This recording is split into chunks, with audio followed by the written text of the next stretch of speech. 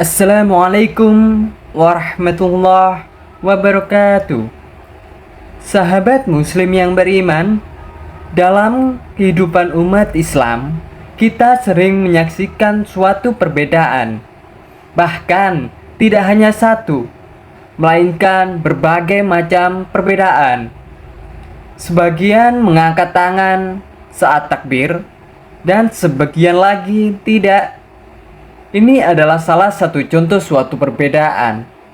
Ada yang membaca doa kunut saat subuh, ada yang meninggalkannya. Ada yang memperingati Maulid Nabi dengan penuh sukacita, ada pula yang justru mencelanya. Perbedaan ini seringkali tidak hanya berhenti pada praktik, tapi berubah menjadi suatu tudingan, bid'ah, sesat, bahkan kafir. Dan dua kelompok yang paling sering disoroti dalam konteks ini adalah Nahdlatul Ulama atau NU dengan gerakan Wahabi. Bab 1. Lahirnya Nahdlatul Ulama. Menjaga tradisi, meneguhkan Islam Nusantara. Nahdlatul Ulama bukan hanya suatu organisasi keagamaan. NU lahir dari rahim ulama pesantren untuk menjawab tantangan-tantangan zaman. Didirikan pada tanggal 31 Januari 1926 di Surabaya oleh Kiai Haji Hasyim Asy'ari dan para sahabatnya, tokoh-tokoh NU. NU atau Nahdlatul Ulama merupakan respons terhadap arus Puritanisme yang datang dari Hijaz, tanah Mekah, dan Madinah, yang kala itu mulai dikuasai oleh kekuasaan Wahabi Saudi. Ulama-ulama pesantren yang memegang mazhab Syafi'i dan tradisi tasawuf mulai merasa terancam karena tradisi keagamaan mereka seperti tahlilan, maulidan, ziarah kubur, dan tawasul dianggap sebagai suatu perbuatan yang sesat. Lalu, muncullah Komite Hijaz, inisiatif dari Kiai Haji Wahab Hasbullah, untuk membela tradisi umat Islam Asia Tenggara di hadapan Raja Ibnu Saud atau Raja Arab Saudi saat itu. Dari perjuangan itu, Nahdlatul Ulama pun lahir sebagai organisasi yang tidak hanya menjaga agama, tapi juga budaya dan peradaban Islam Nusantara. Bab 2. Wahabi, gerakan purifikasi Islam dari Najd. Nama Wahabi berasal dari Muhammad bin Abdul Wahhab, seorang ulama asal Najd, Arab Saudi, yang hidup pada abad ke-18. Ia menganggap umat Islam pada zamannya telah menyimpang dari tauhid karena banyak yang melakukan ziarah kubur, bertawasul, dan melakukan amalan yang tidak ada pada masa Nabi Muhammad SAW. Ia pun mengangkat panji permurnian akidah, menolak semua bentuk amalan yang tak dilakukan oleh Nabi Muhammad dan para sahabat-sahabat beliau. Dengan dukungan militer dinasti Saud, Wahabi mulai menyebar dengan cepat. Mereka menghancurkan kubah dan makam ulama, melarang tahlil dan maulid, bahkan membongkar makam istri dan keluarga Nabi di Baqi. Paham Wahabi kemudian menjadi suatu mazhab resmi Arab Saudi dan disebarkan ke seluruh dunia lewat pendidikan, bantuan dana, buku-buku gratis, dan dakwah internasional. Bab 3. Bedanya di mana antara NU dan Wahabi secara teologis? Secara teologis, Nahdlatul Ulama mengikuti ajaran Asy'ariyah dan Maturidiyah, yaitu mazhab akidah yang membolehkan takwil sifat-sifat Allah, menolak tajsim atau menyerupakan Allah dengan makhluk, dan sangat berhati-hati dalam menetapkan hukum dalam mengkafirkan. Sementara dalam Wahhabi lebih dekat dengan ajaran Ibnu Taimiyah dan Salafiyah literal. Mereka memahami sifat Allah secara harfiah. Allah punya tangan, punya wajah, duduk di atas arsy tanpa takwil. Nahdlatul Ulama juga menganut 4 mazhab fikih, khususnya mazhab Syafi'i, serta mengintegrasikan tasawuf Imam Ghazali ke dalam praktek suatu ibadah. Sementara dalam Wahhabi itu sendiri menolak mazhab dan memegang prinsip langsung ke Al-Quran dan hadis, walau kenyataannya mereka pun memiliki rujukan ulama tertentu. Aspek-aspek perbedaan antara Nahdlatul Ulama dan Wahhabi. Yang pertama, asal sejarah. Nahdlatul Ulama didirikan tahun 1926 oleh Kiai Haji Hasyim Asy'ari dan para tokoh ulama lainnya. Wahhabi atau Salafi berasal dari tanah Arab pada abad ke-18 yang didirikan oleh Muhammad bin Abdul Wahhab. Pada mazhab fikih, Nahdlatul Ulama menganut mazhab Syafi'i secara konsisten. Selain itu, dalam Wahhabi menganut pandangan Hambali secara literal, sering menolak taklid. Kemudian, pendekatan terhadap ijtihad dan taklid. Nahdlatul Ulama memadukan antara taklid mengikuti ulama mazhab dan ijtihad yang terbatas. Dalam Wahhabi atau Salafi mengutamakan ijtihad, menolak taklid buta. Kemudian dalam tauhid menggunakan konsep tauhid rububiyah, uluhiyah, dan asma wa sifat secara moderat. Dalam Wahhabi sangat ketat dalam membagi tauhid, menolak segala bentuk perantara ibadah. Sikap terhadap tradisi lokal. Nahdlatul Ulama tentu menerima dan melestarikan tradisi-tradisi lokal selama tidak bertentangan dengan syariat. Contoh, tahlilan, maulid, ziarah kubur, dan yang sering kita kenal adalah tumpengan, bentuk rasa syukur dengan makna-makna keislaman.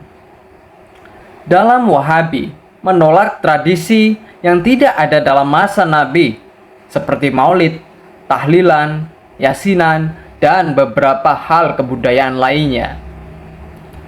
Pandangan terhadap bid'ah. Dalam Nahdlatul Ulama membagi bid'ah menjadi hasanah, baik, dan dalalah, sesat.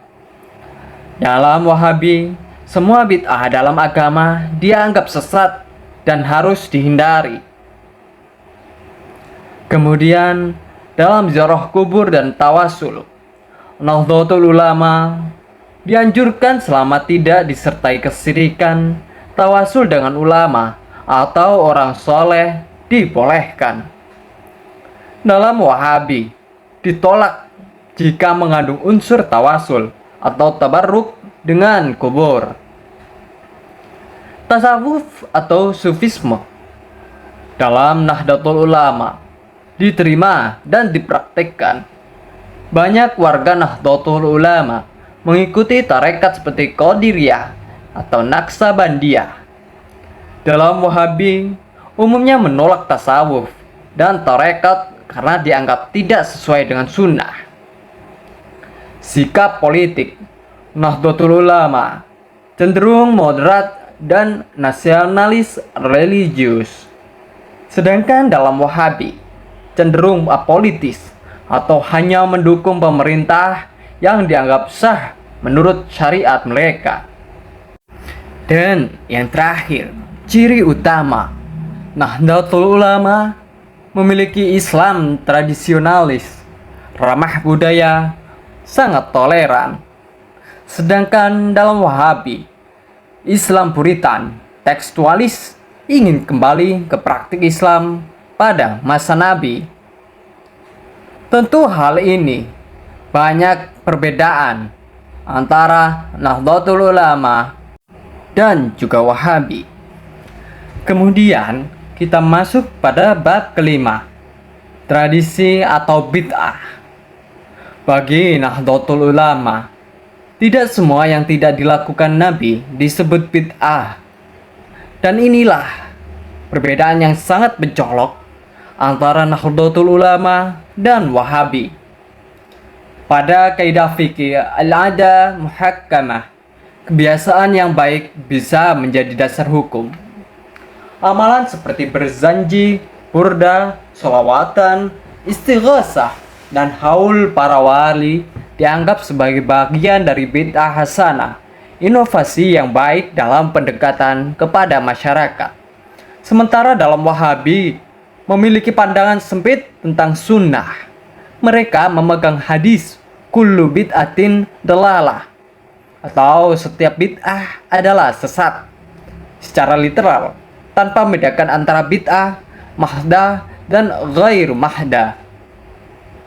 Pada bab ke-6, kenapa Wahabi menyebar dengan cepat? Ada 3 alasan utama kenapa Wahabi menyebar dengan luas. Yang pertama, dukungan dana. Arab Saudi membiayai ribuan masjid, buku, sekolah, serta beasiswa. Kedua, kesederhanaan ajaran. Pendekatannya mudah dimengerti bagi pemula. Semua yang tidak ada di zaman Nabi dianggap salah. Ketiga, media sosial. Ustadz Wahabi sangat aktif di YouTube, Instagram, dan TikTok. Dalam hal ini, kita harus berhati-hati dan mampu membedakan yang mana yang baik dan mana yang sesat.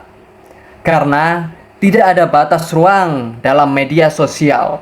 Maka dari itu diri kitalah yang harus mentaati ajaran-ajaran yang kita fahami dan kita ikuti. Sementara NU atau Nahdlatul Ulama masih banyak mengandalkan pengajian di kampung, pesantren, dan acara-acara haul. Bab ke-7, tokoh-tokoh penting. Tokoh Nahdlatul Ulama sangat banyak. Dalam hal ini akan saya bacakan beberapa tokoh yang memang populer di Nahdlatul Ulama. Pertama, Kiai Haji Hashim Asy'ari, pendiri Nahdlatul Ulama, ulama ahli hadis. Kedua, Kiai Haji Wahid Hasyim, Menteri Agama Republik Indonesia pertama. Ketiga, Gus Dur, Presiden Republik Indonesia keempat, pejuang toleransi. Keempat, Gus Baha, dan yang saat ini viral di media sosial, dai mudah Nahdlatul Ulama, ahli tafsir dan fikih. Kemudian tokoh Wahabi. Yang pertama, Muhammad bin Abdul Wahab, pendiri dari Wahabi. Kedua, Syekh bin Baz, mantan mufti Arab Saudi. Ketiga, Muhammad Al-Utsaimin, ulama salafi ternama. Dan keempat, Syekh Albani, tokoh pemurnian hadis. Bab ke-8, konflik di akar rumput. Tak jarang kita mendengar masjid yang diambil alih oleh kelompok yang anti maulid, anti tahlil. Ustadz dari Nahdlatul Ulama banyak dicap sesat. Ustadz Wahabi dicap keras. Bahkan di sebagian wilayah, sholat berjamaah pecah 2 kali hanya karena beda pendekatan fikih.